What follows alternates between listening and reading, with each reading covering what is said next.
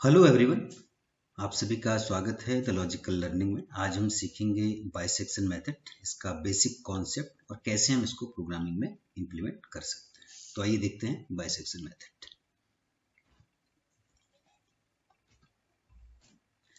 Bisection method में हमें equation जो कि ट्रांसजेंडल इक्वेशन या एल्जेब्रिक इक्वेशन हो सकती है, उसका रूट निकालना है। रूट निकालने का मतलब आपको इसका एक सॉल्यूशन निकालना है, f(x = 0)।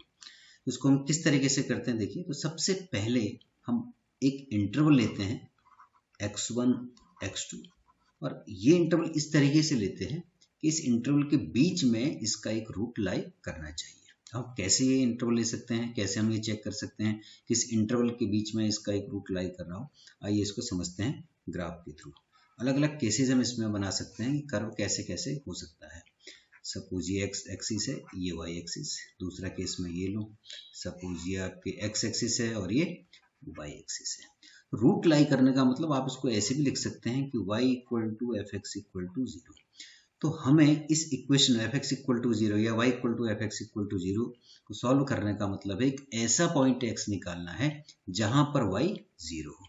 सपोज ये पॉइंट यहाँ पर है, तो ये पॉइंट अगर सपोज यहाँ पर है तो कर्व इसका मतलब इस पॉइंट से x एक्सिस को क्रॉस करते हुए जा रहा है।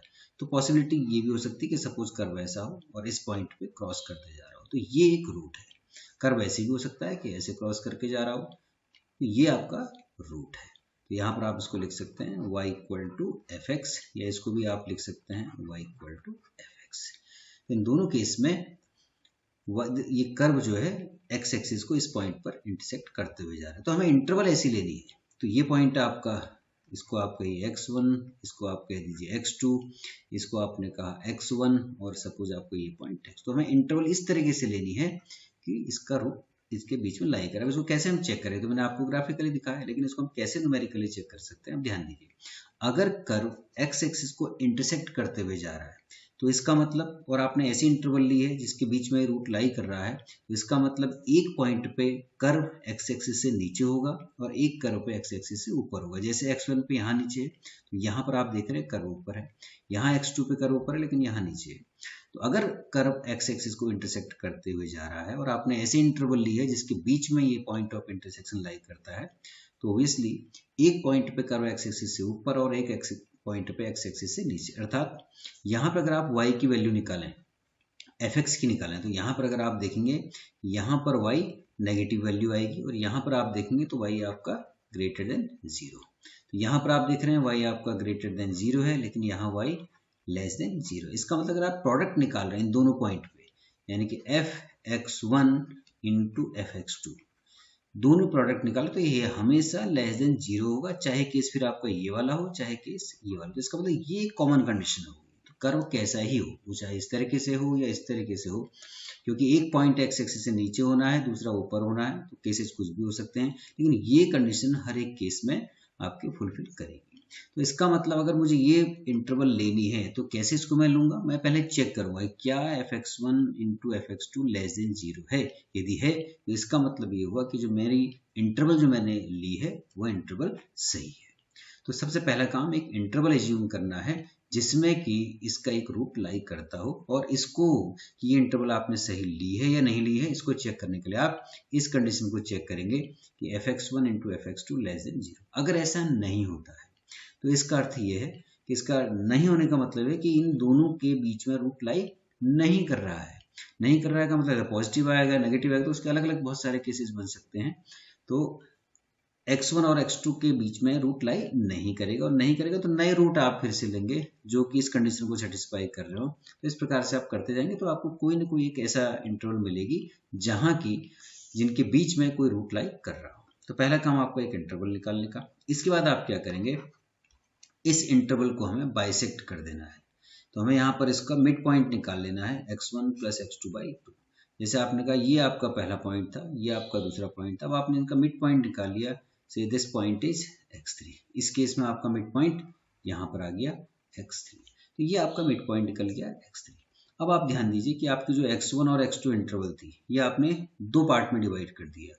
एक इंटरवल बन गई आपकी x1 x3 और दूसरी इंटरवल आपकी बन गई x3 x2। तो दोनों केसेस में कर्व कैसा ही बने, तो हम उसके ग्राफ पे नहीं जा रहे हैं, ये केवल समझने के लिए। तो यानी कि दो पार्ट में आपके ब्रेक होगी। हमें फिर से चेक करना है कि किस पार्ट में रूट लाई कर रहा है। तो उसके लिए फिर से हम किसी भी एक पार्ट के लिए कंडीशन चेक कर सकते हैं। fx1 इंटू fx3 यदि लेस देन 0 आ रहा हो तो इसका मतलब रूट x1 और x3 के बीच में लाई कर रहा हो। यदि ये ग्रेटर देन 0 आ रहा होगा तो इसका मतलब रूट x3 और x2 के बीच में लाई कर रहा होगा। तो हमें चेक करना है कि रूट किस इंटरवल में लाई कर रहा है।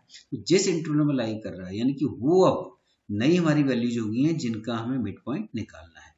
तो अगर नेक्स्ट मिड पॉइंट x4, अब जो कि अगर मान लीजिए ये कंडीशन आपकी सेटिस्फाई हो जाती है x1 x3 is less than 0, तो आपके x1 और x3 आपके वो पॉइंट है जिनका आपको फिर से मिड पॉइंट निकालना है। तो जैसे आपने देखा कि अगर मैं यहाँ देखूँ, मैं इस फिगर की बात करूँ तो यहाँ पे x3 और x2 के बीच में रूट लाई कर रहा है, तो नए पॉइंट मेरे x3 और x2 हो जाएंगे। अगर मैं यहाँ देखूँ तो x1 और x3 होंगे। तो ये मुझे चेक करना पड़ेगा, मुझे चेक करके मालूम चलेगा कि किसके बीच में रूट लाई कर रहा है। तो मान लीजिए आपने कहा कि x1 और x3 ये कंडीशन आपकी सेटिस्फाई हो रही है और जो आपके रूट एग्जिस्ट कर रहे हैं x1 और x3 के बीच में कर रहे हैं। तो नेक्स्ट पॉइंट आपका x1 प्लस x3 बाई 2, तो ये आपका नया पॉइंट निकलेगा। फिर से अब आपके इंटरवल ब्रेक हो जाएगी दो पार्ट में, क्योंकि अब आपके पास x1 x3 थी, अब आपकी इंटरवल होगी x1 x4 और x4 x3। तो फिर से इस प्रोसेस को आप रिपीट करते हुए जाएंगे। तो इसमें दो तरीके से आप या तो इसको number of iteration, certain number of iteration तक आप कर सकते हैं, या फिर देख सकते हैं कि हमारा रूट कुछ डेसिमल प्लेसेस तक का सेम आए, तब तक का आप प्रोसेस को रिपीट कर सकते हैं। तो ये मेथड जो है बाइसेक्शन कहलाती है कि बार बार हम इंटरवल को उसको बाइसेक्ट कर रहे हैं, यानी कि मिड पॉइंट उसका निकाल रहे हैं। तो आइए इसका एक एग्जाम्पल देखते हैं कैसे हम इसको एग्जाम्पल के माध्यम से कर सकते हैं। यहाँ पर हमें जो फंक्शन दिया हुआ है x³ minus 9x plus 1 equal to 0, और यहाँ पर हमें दो तरीके से इसको पूछा है, तो इधर परफॉर्मिंग 10 इटरेशंस और correct up to 3 decimal places. यदि आप इसको ले रहे हैं परफॉर्मिंग 10 इटरेशंस, इसका मतलब आपको इसको 10 टाइम्स रिपीट करना है। यदि आप correct up to 3 decimal places कर रहे हैं, तो कैसे हमें मालूम चले कि आपका आंसर 3 डेसिमल प्लेसेस तक का करेक्ट है, तो इसको देखते हैं। तो इसके लिए हम क्या करेंगे कि हमें मान लीजिए nth हमें इटरेशन पे हमें जो भी रूट मिल रहा है, सपोज उसका डेसिमल प्लेसेस के बाद ये 3 डेसिमल प्लेस में कोई आंसर आपको मिल रहा है, तो यदि इसके बाद जो नेक्स्ट आपका जो इटरेशन लेंगे उसके भी 3 डेसिमल प्लेसेस आपके सेम आ रहे हैं, तो आप कह रहे हैं कि 3 डेसिमल प्लेसेस तक का आपका आंसर करेक्ट है। जब आप मैनुअल कर रहे हैं तो मैनुअल में तो ईजी है आपको चेक करना कि आप देख रहे हैं कि दो कंसेक्यूटिव आंसर के 3 डेसिमल प्लेसेस सेम है, लेकिन जब इसी का आप प्रोग्राम बनाएंगे तो इसको हम कैसे कर सकते हैं। तो इसके लिए हम क्या करते हैं कि दो कंसेक्यूटिव आंसर का डिफरेंस निकाल लेते हैं और उसका मॉडुलस निकाल लेते हैं ताकि वैल्यू हमें पॉजिटिव मिले। तो ध्यान दीजिए, अगर 3 डेसिमल प्लेसेस तक का आंसर करेक्ट है तो इसका मतलब जो डिफरेंस है वो 3 डेसिमल प्लेसेस तक का 0 0 0 आएगा। इस फोर्थ प्लेसेस पे कुछ भी वैल्यू हो सकती है, मैक्सिमम हम ले लेते हैं दिस इज 9। तो यदि आप कहेंगे कि आंसर, यदि आपको जो अगर आपका जो डिफरेंस है, इसको आप एरर के टर्म में भी डिफाइन कर सकते हैं, ये जो आपकी एरर है अगर इससे ऊपर आ रही है तब तो आपका इससे ऊपर आ रही है तो इसका मतलब आपको जो है फिर से आपको रिपीट करने की आवश्यकता है। यदि इससे कम आ रही है, एरर इससे कम आ रही है, तो आपका आंसर 3 डेसिमल प्लेसेस तक का एक्यूरेट है। कई बार हम ऐसा ना करके सिंपल ये भी लेते हैं कि हम एरर कहाँ से, हमें किस वैल्यू से कम हो। फॉर एग्जांपल हम कई बार ऐसा भी ले लेते हैं कि दो कंसेक्यूटिव आंसर हमारे किसी सर्टेन पॉइंट से कम हो, फॉर एग्जांपल 0.0, तो ऐसा भी हम करते हैं। लेकिन यहाँ पर हमें क्योंकि 3 डेसिमल प्लेसेस की बात की है तो हम इस तरीके को हम लेकर चलेंगे। तो आइए स्टार्ट करते हैं। तो हम इसको कैसे करेंगे, हम फर्स्ट इनिशियल वैल्यूज को एक लेंगे, x1 x2 इसमें लेंगे। तो आइए इसको हम देखते हैं। सबसे पहले मैं एज्यूम कर लेता हूँ कि x1 equal to 3 and x2 equal to 5। इस पर अगर मैं वैल्यूज कैलकुलेट करूँ तो f3 पे देख रहे हैं कि यहाँ पर इसकी वैल्यू आ रही है 1, और f5 पर आप देखेंगे ये 81 है। तो एक आप देख रहे हैं ये वाली पहली वैल्यू भी पॉजिटिव है और यही पॉजिटिव है, तो इनका प्रोडक्ट भी ग्रेटर देन 0 है। इसका मतलब जो इनिशियल इंटरवल x1 x2 यानी कि 3 और 5 हम लेके चल रहे हैं, इसके बीच में रूट लाई नहीं कर रहा है। नेक्स्ट अगर मैं कोई दूसरी चॉइस लूँ 2 एंड 3, तो यहाँ पर अगर मैं कैलकुलेट करूँ तो यहाँ पर देखिए एक वैल्यू आपकी -9 है और दूसरी आपकी +1 है। इसका मतलब अगर प्रोडक्ट आप लेंगे तो लेस देन 0 है। ये आपको इंडिकेट कर रहा है कि इसका रूट 2 और 3 के बीच में लाई कर रहा है। तो जब ये आपको मालूम चल गया तो पहला जो फर्स्ट अप्रोक्सीमेशन करेंगे 2 और 3 का मिड पॉइंट आप निकालेंगे, इसको बाइसेक्ट करेंगे और दिस इज 2.5।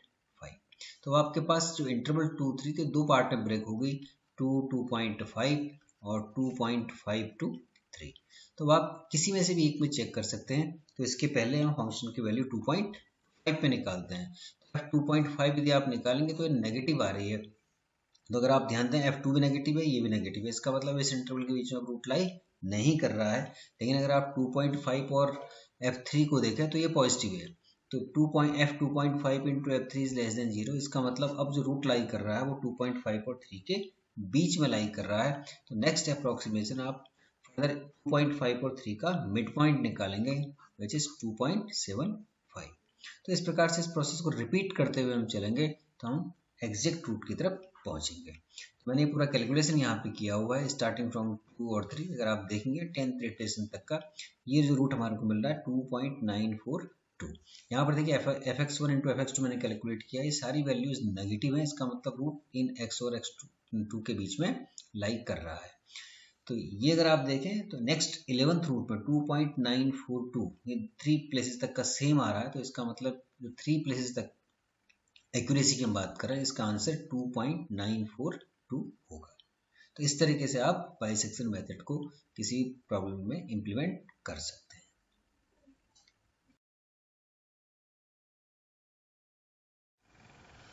आइए इसे प्रोग्राम में इंप्लीमेंट करके देखते हैं। मैं यहाँ पर कोड ब्लॉक्स को यूज कर रहा हूँ, आप कोई भी कंपाइलर इसका ले सकते हैं। तो बाइसेक्शन मेथड को स्टार्ट करते हैं। यहाँ पे सबसे पहले लाइब्रेरीज इंक्लूड करवा लें, इसको हम इंपोर्ट करवा लेते हैं। इंक्लूड stdio.h, ये आपने स्टैंडर्ड इनपुट आउटपुट को इंक्लूड कर लिया। सेकेंड math.h को इसको ले लीजिए, इससे मैथ के फंक्शन जितने भी हैं वो आप यहाँ से डिफाइन हो जाएंगे। नेक्स्ट जो फंक्शन हमने लिया हुआ है उसके लिए आप या तो एक यहाँ पर प्रोग्रामिंग में यहाँ पर आप एक फंक्शन बना सकते हैं जिसको आप बार बार कॉल कर सकते हैं जिसकी वैल्यू कैलकुलेट करने के लिए, या फिर आप उस फंक्शन को मैक्रो के थ्रू भी डिफाइन कर सकते हैं। यहाँ पर मैं मैक्रो ले रहा हूँ, डिफाइन fx मैं ये ले रहा हूँ, इसको x ये था x cube minus 9x plus 1, तो ये हमारा फंक्शन था जिसको मैंने मैक्रो के यहाँ पर एक मैक्रो इसके लिए डिफाइन कर दिया है। अब मेन प्रोग्राम पे आते हैं, वही मेन ये लिख लिया। यहाँ से देखिए हमें इंटीजर की आवश्यकता है, एक मैं आई ले लेता हूँ जो कि मेरे आइटरेशन को काउंट करने के काम आएगा, ले लेता हूँ जो कि नंबर ऑफ आइटरेशंस को बता रहा है, और एक मैं एक आंसर ले लेता हूँ, इसके इनिशियलाइज को 0 कर देता हूँ। आंसर 0 में इसलिए ले रहा हूँ कि मुझे दो वैल्यूज ये चेक करना है कि अगर दो कोई x1 x2 की वैल्यूज लो कि रूट इनके बीच में लाइक कर रहा है या नहीं कर रहा है। तो मैंने एक एजम्पशन ले लिया कि अगर आंसर 0 है तो इसका मतलब रूट लाइक नहीं कर रहा है, और आंसर अगर 1 होगा तो रूट लाइक करेगा। तो मेरी अपनी एजम्पशन है, इसको आप अपने तरीके से भी इसको आप चेंज कर सकते हैं। नेक्स्ट मैं फ्लोट ले लेता हूँ, तीन वैल्यूज यहाँ पर ले लेता हूँ, x1 x2 और x3। x1 और x2 तो इनिशियल रूट के लिए और x3 उसका मिड पॉइंट निकालने के लिए। तो यूजर से इसको हम इनपुट करवा लेते हैं, यूजर से इसको हम ले लेते हैं। तो यहाँ पर हम लिख लेते हैं enter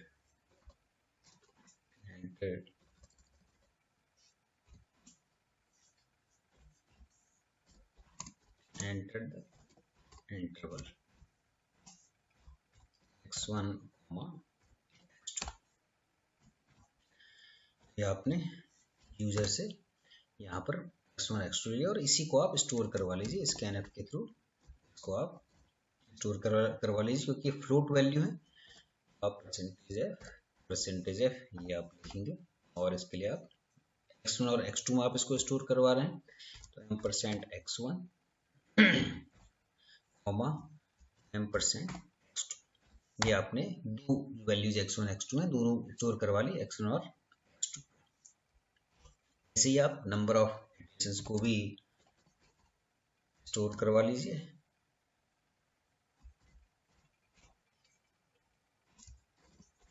enter the number of iterations, ये भी आप ले लीजिए और इसको भी आप स्टोर करवा लीजिए।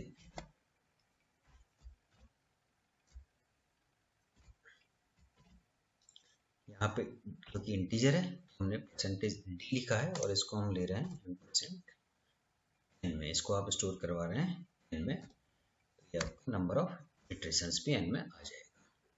हमें क्या करना है, अब हमने दो वैल्यूज ले ली, x1 और x2 ले ली। अब हमें चेक करना है कि क्या इनके बीच में रूट लाइक कर रहा है या नहीं कर रहा है।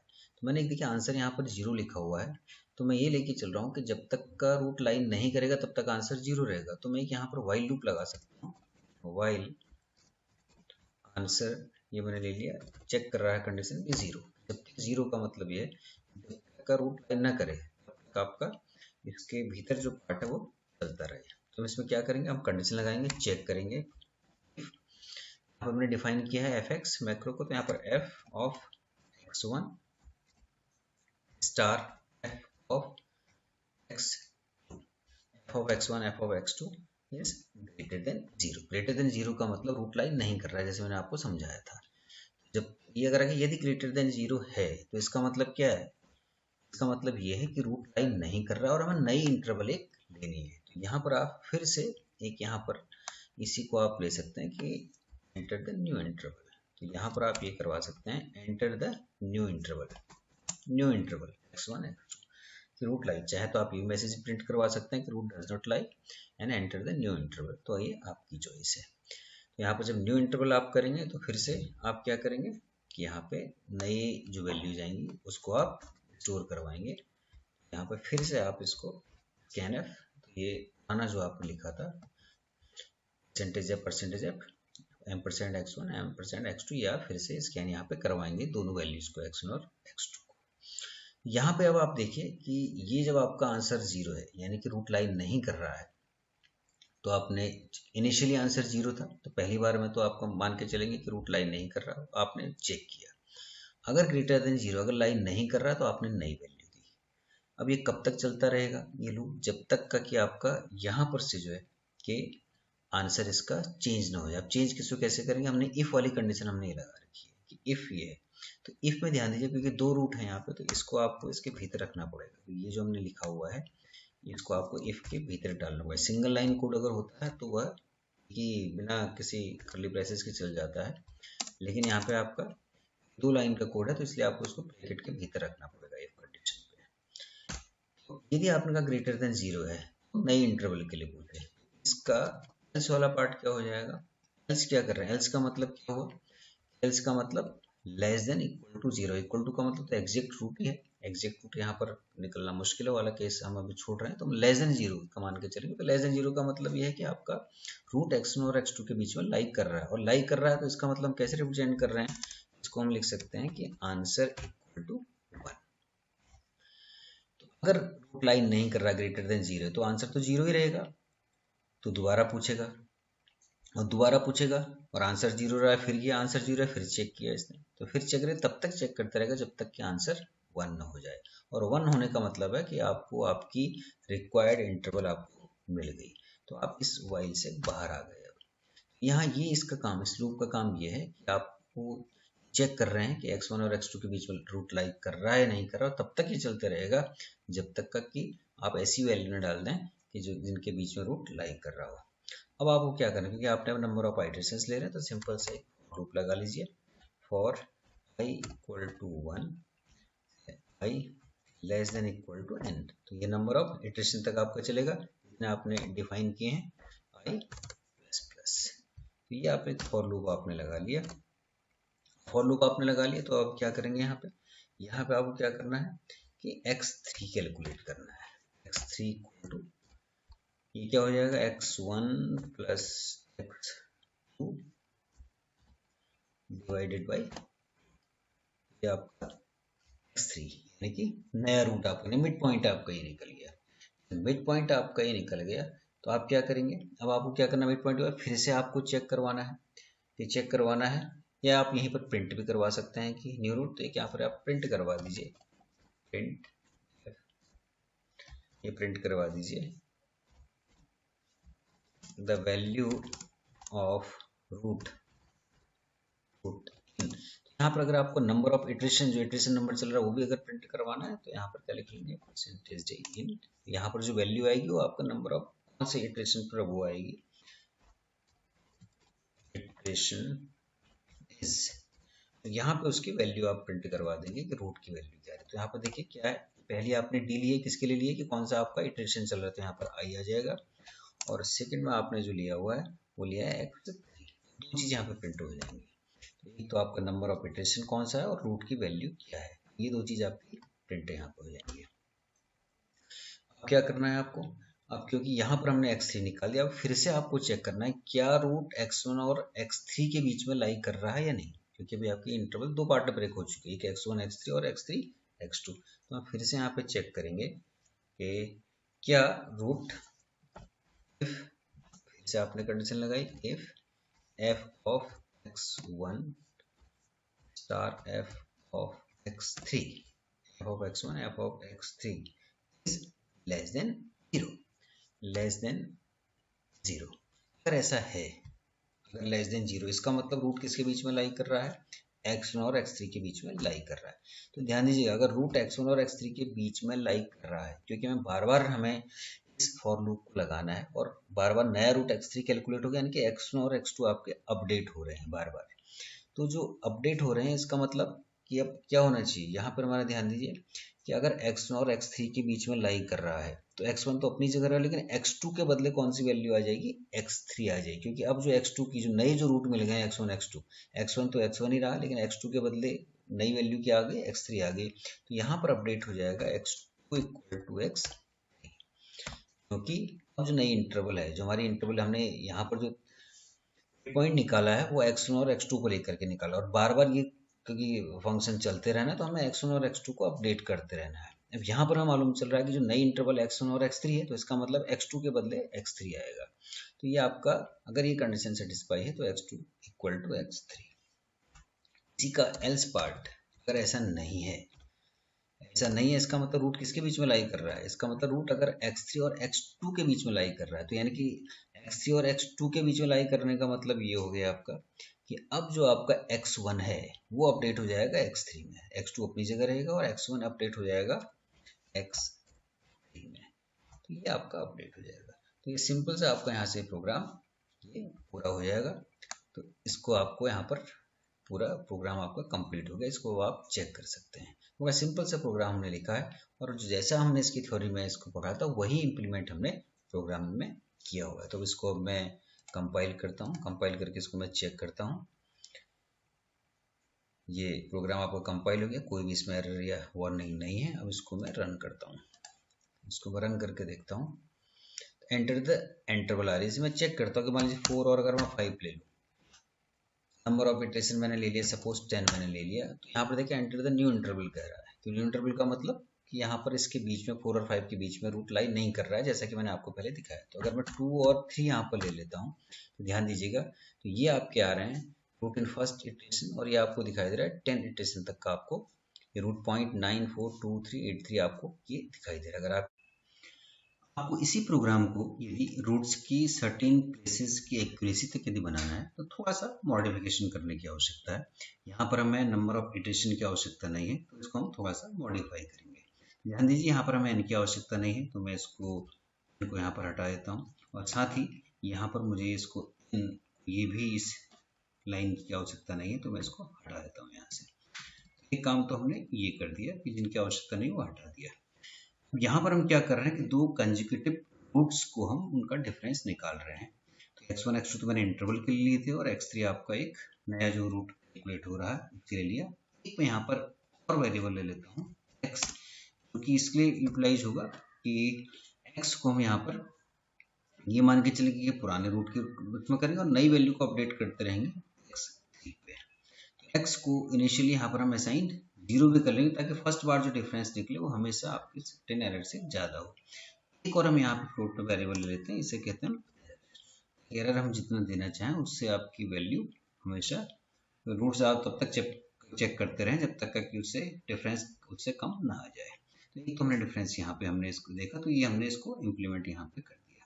तो बाकी यहाँ पर आपको कोई चेंज करने की आवश्यकता नहीं है, फिर से वही रहेगा कि x1 x2 को आप तब तक लेते रहें जब तक कि आपकी ऐसी इंटरवल ना मिल जाए जिसके बीच में रूट एग्जिस्ट कर रहा हो। तो हम यहाँ से देखें इसको, यहाँ पर हमें क्या करना है, यहाँ पर जो हम काम करेंगे, सबसे पहले जो x मैंने रूट लिया एक नया, मैं इसकी इनिशियल वैल्यू 0 असाइन कर दे रहा हूँ। 0 इसलिए असाइन कर रहा हूँ ताकि पहली बार अगर x और x3 तो कैलकुलेट होके आएगा, x और x3 का अगर जो डिफरेंस निकले वो हमेशा एरर से ज़्यादा हो तो पहली बार तो ये लूप चले ही चले, जो नेक्स्ट वाला लूप है। तो यहाँ पर मैंने एक x को यहाँ पर 0 असाइन कर दिया और साथ ही i इक्वल टू मैं 1 असाइन कर दे रहा हूँ। इसलिए असाइन कर रहा हूँ क्योंकि नेक्स्ट टाइम पर हमें फॉर लूप अब हम यहाँ पर अप्लाई नहीं कर रहे हैं, क्योंकि फॉर लूप इटरेशन के लिए था। यहाँ पर हम अलग लूप एक अप्लाई करेंगे और i ये लेना वैसे कंपलसरी नहीं है, क्योंकि मैं केवल यहाँ पर ये इटरेशन का नंबर भी प्रिंट कराना चाह रहा हूँ, इसलिए मैं यहाँ पे मैंने i लिया है, अदरवाइज ये कोई नेसेसरी नहीं है। तो मैंने दो चीज़ ले ली, एक मैंने x ले लिया, एक मैंने i ले लिया। अब मैं यहाँ पे फॉर लूप, क्योंकि फॉर लूप की यहाँ पे आवश्यकता नहीं है, इसको मैंने हटा दिया, इसके बदले हम डू वाइल लूप का यूज करेंगे।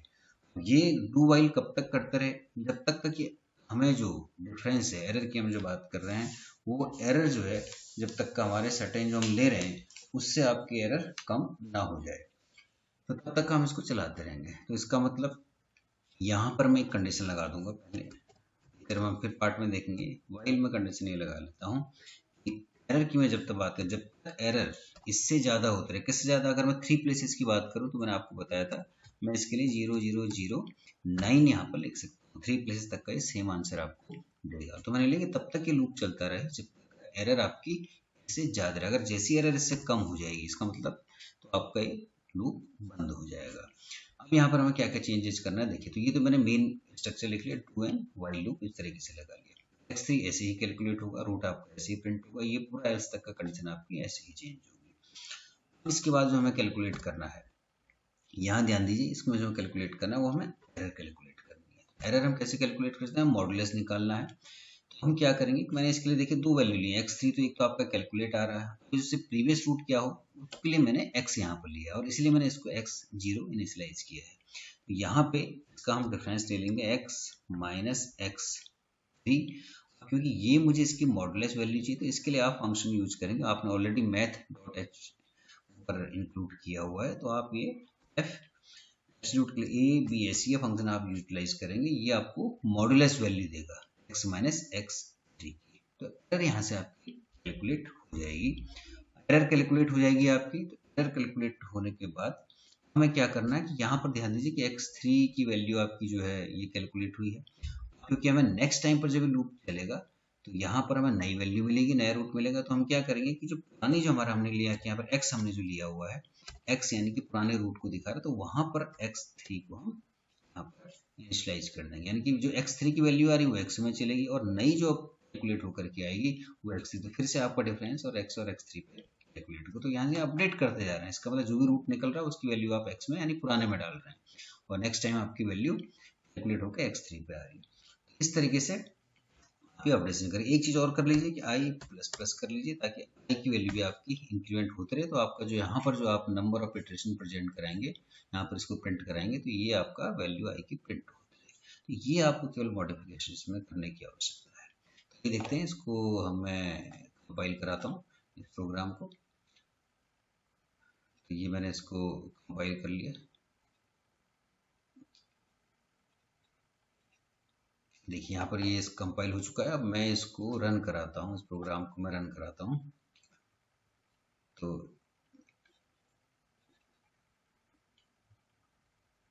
यहाँ पर फिर से हम वही मैं रूट डालूंगा, 2 और 3 को मैं लेके चलूंगा जैसा कि मैंने पहले उसमें किया हुआ है।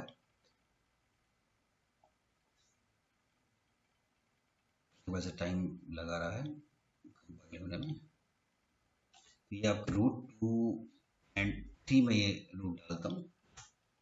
देखिएगा यहाँ पे अगर आप देख रहे हैं, आप देखिए 11th तक का इटरेशन चला है। आप ध्यान दें, अगर 9th में 2.943 है और आप देखिए 10th में 2.942 है और 11th में आपका 2.942, यानी 3 डेसिमल प्लेसेस तक का आपका आंसर यहाँ पे सेम आ रहा है।